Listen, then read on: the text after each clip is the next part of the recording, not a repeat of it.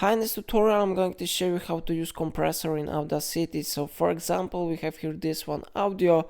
Let's play it and check what is it. So I click on play button. 1, 2, 3, 4, 5, 6, 7, 8, 9, 10.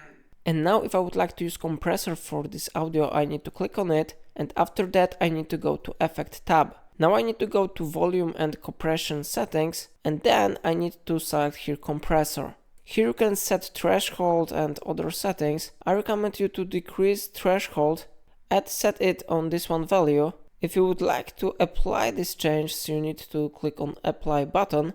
And how you see, compression has been successfully applied to your project. And this voice should be sounds really great now. So let's play it again. 1, 2, 3, 4, 5, 6, 7, 8, 9, 10.